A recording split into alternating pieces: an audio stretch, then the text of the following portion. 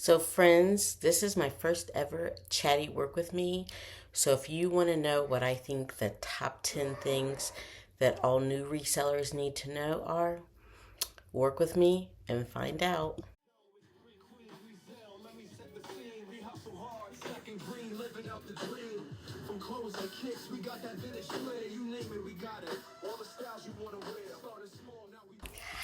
Hey friends, it is Stephanie from Three Queens Resell, and welcome to the channel. So this is a first for me. I don't think I've ever done a chatty work with me. I've watched lots of them. Courtney from Common Tags is the first that I ever saw do it a few years ago, and I always love watching her chatty work with me's because I could just listen to her while I was working and didn't have to really watch what she was doing. So I'm going to let you know what I'm doing while we're chatting. I'm going to chat about 10 things that I think beginning resellers need to know, but really they could work well for any reseller. And I am sitting on the floor and I don't have my lighting. So hopefully that doesn't detour you from watching, but hopefully you're working and listening and not watching anyway. So I do have this stack of clothing right here next to me. And if you are watching my series on hauling my house, that's where this stuff goes. I think I've got 2 videos up at the time that I put this video out, but there might be 3. So what I'm going to do is work on photographing and getting these items, listed on Poshmark, and then later after I will cross list them over to eBay, Mercari, Depop, and I'm going to add Facebook Marketplace back in, and I'm going to be using my phone to do this, and I'm going to be using Posher AI to list that tool. I'm not sure. I've had it since PoshFest back in September. I'm not sure if everybody has it now. Surely you do. I'm sure it's December. But it's just a way that I can quickly list things, especially things like that are low value. Um, Sorry to say it like that. But I'm here on my floor. I'm going to bring my light over so I can kind of go over my setup with you. So I have a super easy setup, but friends, your girl is 51 years old, so getting up and down the floor is not my jam at this age. So I brought my ring light over and I've brought it down as low as it will go to the floor. And then, sorry if I'm making you guys dizzy, I have these poster boards. They're silver on one side, or gray, and then white on the other. I literally just lay the items down and photograph them here on the floor. So let's do this while we discuss 10 things I think that all resellers, whether you're beginning or whether you're experienced like me and you just need to revisit, need to know. You guys, I am so stiff, so the fact that I'm down here on the floor is good for me. But in the hauling my house phase and the getting rid of the things and getting them out, there are certain items that I am just going to quick list and try to like auction off. And then there's other items that we're going to take through the whole listing process. And so the item that my husband does, so the items that I'm quick listing predominantly were just like items that need to go to auction or flawed or whatever. So I'm doing them up here, and that's what this container is. But let's get into, and I have these on my phone, so I'll just pull them up and talk about them one at a time while I'm doing this. So the first one, whether you're a newbie or an oldie but a goldie, that you need to remember is consistency is key. Whether that is regular listing or updating your inventory or whatever it is key that you are consistent with it so that, you know, that you can develop a rhythm. And I will say that I feel like this past year, consistency has been a struggle. And while we've had some great growth this year, especially with the rebooting of eBay, I feel like that if I could really get that consistency down, that I would just skyrocket. And so I know in my own business, um, that is something that I really, really need to work on. On the lines of consistency, if you are a newbie, I am going to recommend that you have a consistent time, that you share, that you answer correspondence, that you check for offers, just so that you don't miss anything. If you get in the habit of consistently doing those things, it's just going to be better for your business overall. The second tip that I'm going to suggest that we all kind of need to revisit is knowing the market, whether that is trends, brands, styles, sourcing. This is something that every reseller needs to continually stay up on. That's why I look at comps every time I go sourcing, just because it's important to know the trends. I also watch other YouTubers and see what they're picking up. I by no means know everything or even a fraction of everything. And there are some very style based resellers that stay up on that. They are fashion bloggers, they're really into the fashion, whereas I am not, but they know, they have their pulse on the fashion community and what's trending. So it's important to kind of watch what solds and find resellers that have a very um, good fashion knowledge and that trending knowledge, so that you can learn and pick out and be looking for those things that are going to flip quickly and for top dollar. I mean, this is important because when I started reselling 6.5 years ago, um, I can just remember like the J. Crew blazer, schoolboy blazer went for so much, and I never could find them.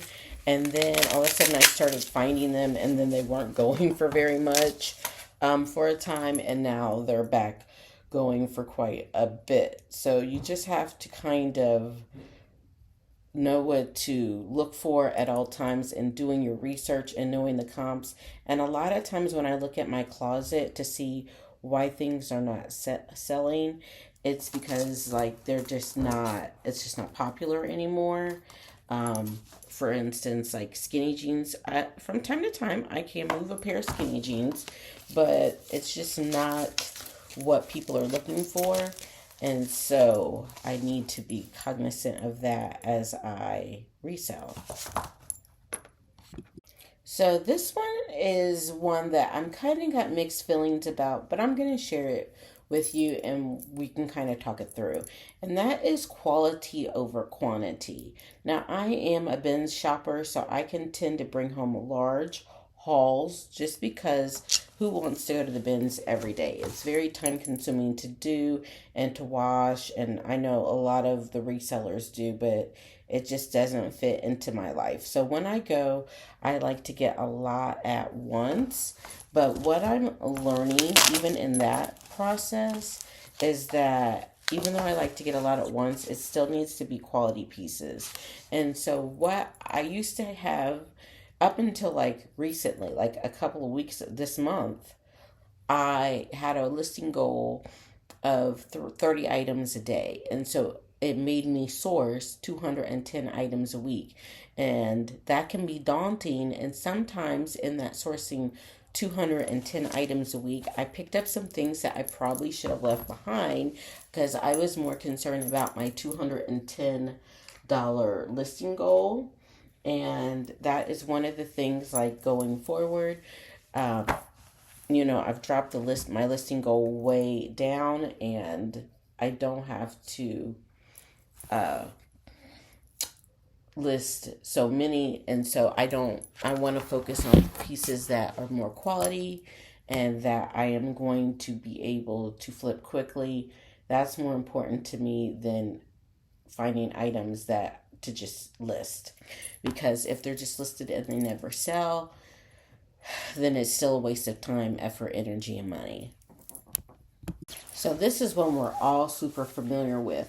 But time is money. And a lot of times in reselling, we can be doing tasks that are time consuming, but we don't make any money off of. So one of the ways that I have learned to kind of think about this is to be more efficient with my time and think about how much money am I making off this task, or is doing this task essential to me getting to the bag? Because if it isn't, then I got to streamline it, do it, and get it over with.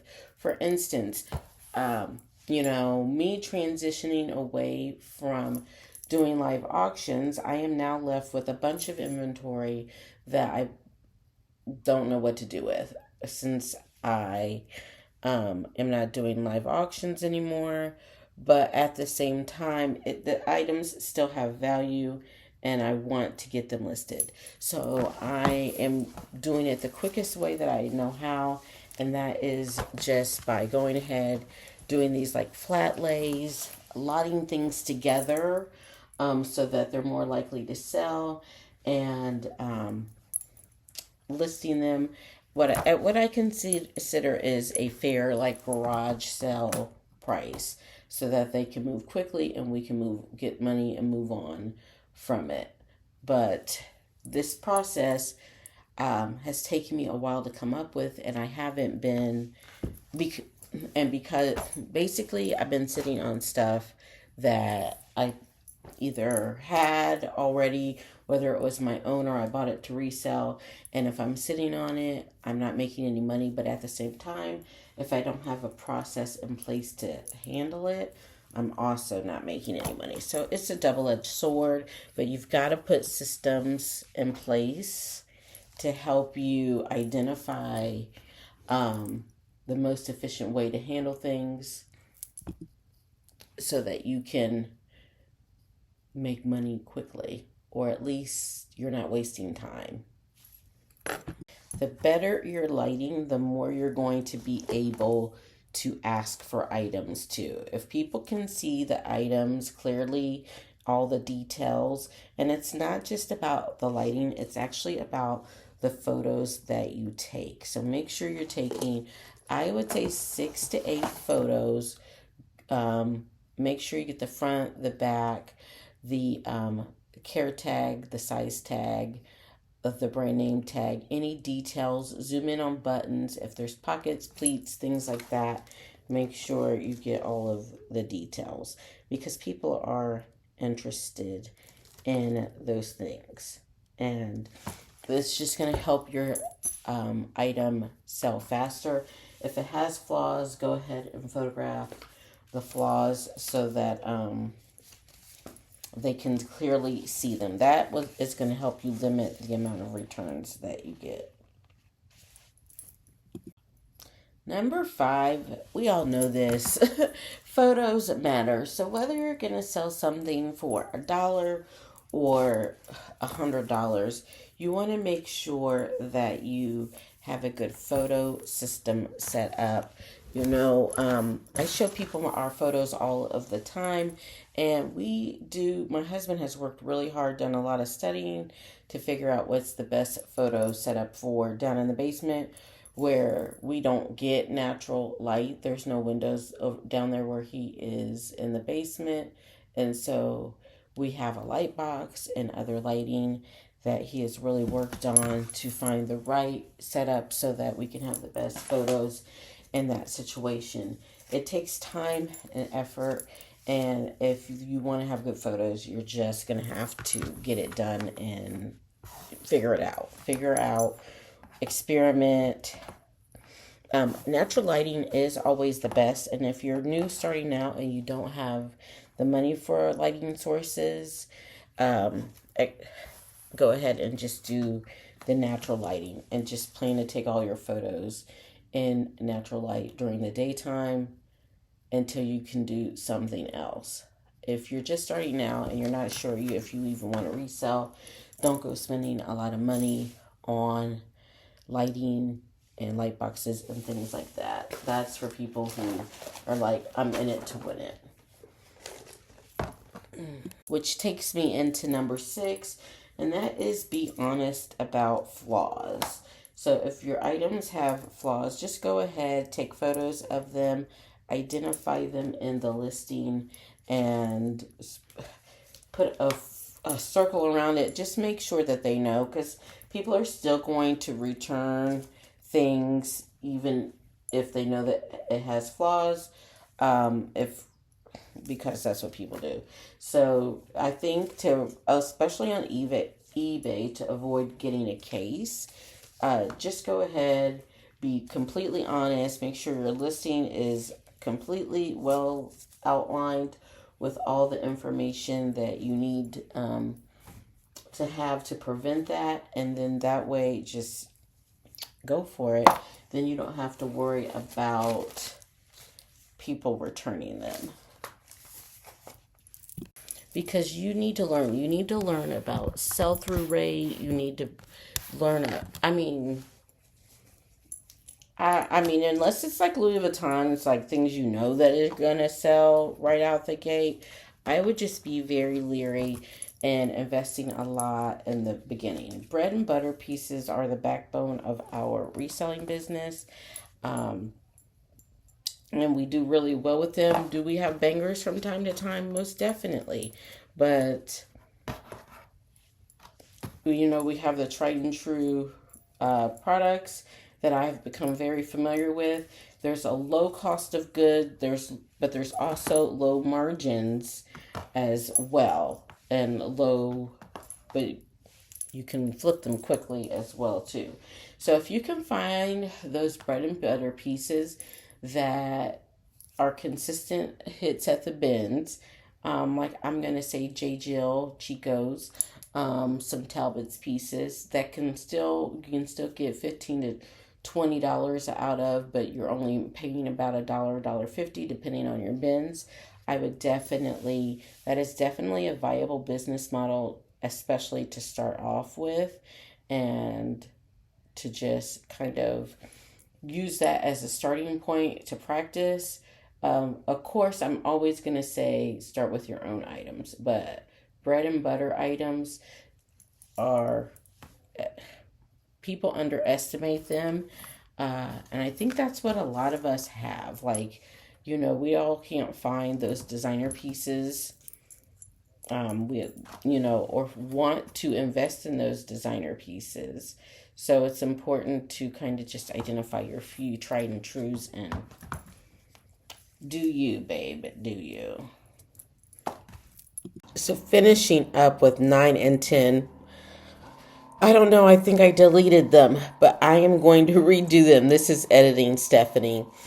So number 9 is invest in tools. So I don't want anyone to think that they need to run out and buy everything all at once. I really think that you should do bare minimum as long as you can. So if you are going through like the process I suggest, where you start with the things in your house, I, for years, just hung my clothing on a thumbtack in the wall. I used to iron things, not even steam, just iron them with the warm iron, because those were things that I already had. And then as I progressed, I added more. I upgraded my supplies. I also suggest that you avoid the cute, fancy poly mailers. If you think about them, like I am a bins seller, I sell a lot of things from the bins with an average sale price of about $17. So I don't want to spend 25 cents on a poly mailer. And if you start looking at the price of the poly mailers, per actual poly mailer, some of them get up to like 56 cents. So I just use the USPS free materials. And for eBay, when we do have to use a poly mailer, we have 3 different sizes, and they are just the solid color. They're in my Amazon, and I'll link them down below, storefront. Nothing special, just whatever color is on sale. Uh, so you want to keep as much money in your pocket and to reinvest in your store at the beginning, so you don't, in my opinion, need to waste money on poly mailers. If it makes you happy, then you do that. But when you go from a hobby seller to an actual like business that supports yourself, or those items do start to add up, and when you look for money to cut, places to cut, uh poly mailers need to be the first to go. The last thing is number 10, and this is so important to me. I come from a teaching background. I was an educator for 23 years before I quit to become a full time reseller. And my number 10 is learn and adapt. Even on this YouTube channel, I am learning and adapting each video. I'm starting to really study the analytics, use, hashtags, and, more than just like, I think I'll record myself. But in your reselling business, learn what you like, what you don't like. Learn your listing style. Don't go to the bins and get 2,000 pieces, and if you want to source every day, because if you go in one shot, then you're done sourcing. Now it's time to process and list, and a lot of people end up with humongous death piles because they love to shop but they don't like the to process. And then adapt to the situation, to the platforms. There are so many reselling platforms out there. I really do think that it's important to learn the big ones, the eBay and Poshmark, and diversify. You never want to have all of your eggs in one basket, especially when you're working for yourself. So just continue to learn, continue to watch YouTube videos, not just me, but everybody. I still like put people on every day. When I see a new reseller that I haven't seen, I'll watch their video. And if you watch someone like me and you're like, ooh, I don't like the sound of her voice, or I don't like her video style, or I don't think she's very informative, that's okay. Just keep searching. There are thousands of people. There are people out there who don't even make videos anymore, but their content is still out there and it's still relevant as far as like processes and stuff. I wouldn't go watch their what sold from 6 years ago, but you could definitely see how they might set up their shipping station or something like that. So thanks so much for joining me, people. Those are my top 10 things that I think new resellers need to know, and us oldies but goldies need to revisit every now and then. So let me know in the comments down below, which of these do you think is the most essential to focus on as we move into 2025? For me, it is consistency and establishing some routines, which kind of lead their way. With consistency, I am a hot mess, friends. I am a hot mess. So I really want to get back into a routine of like uploading. I don't do anything at the same time, same day, any day. My husband is very routine and I am not. And a lot of that is because I kind of like bend to what the kids need. But your girl is getting like frustrated with herself. So routines and consistency are going to be my focus as we move into 2025, not just with my reselling business, but with YouTube as well. I do have 2 new channels coming online. So since I decided not to do auctions, that has freed up some time for TikTok. But I am also, one of my passions is traveling, and I take a lot of cruises. I watch a lot of cruise content, and I really want to do a fun channel just with travel and other activities. So my new channel, Do Stuff with Steph, and on TikTok, I am the Suburban Black Mom. So you just get to see some of the things that I'm doing, just little videos. And so I hope you will get to see some of my personality. Join me over there on Do Stuff with Steph, and that isn't reselling related. Also coming online this year, hopefully in January, is my education little online schoolhouse. So I'm not sure if I'm going to roll out on TikTok or YouTube first, but I will be doing daily little online lessons. Of course, I'm going to record them all on the same day, but just little 10-minute lessons, and just try to build a catalog of homeschool lessons, remediation lessons, and get back in to some of my teaching that I did. I kind of missed that classroom atmosphere and just working with kids, and I figure even in an online setting, it could be fun. It's something I'm going to try for a year, and if I don't like it, I don't like it. But trying to get back to doing some things that I really enjoy, and one of those is YouTube. And so hopefully we can grow this channel. This channel is monetized, so we can grow this channel, and then I can develop the other channels and get them monetized as well. But I'm super excited for 2025. We're still going to be reselling, but we're working on, like I said, a consistency and some routines, so I have time to do all of the things that I enjoy doing. So thanks so much for watching, and I can't wait to see you in the next video, either here on one of the other channels. Bye. Let me set the scene. We hustle hard, second green, living up the dream. From clothes and kicks, we got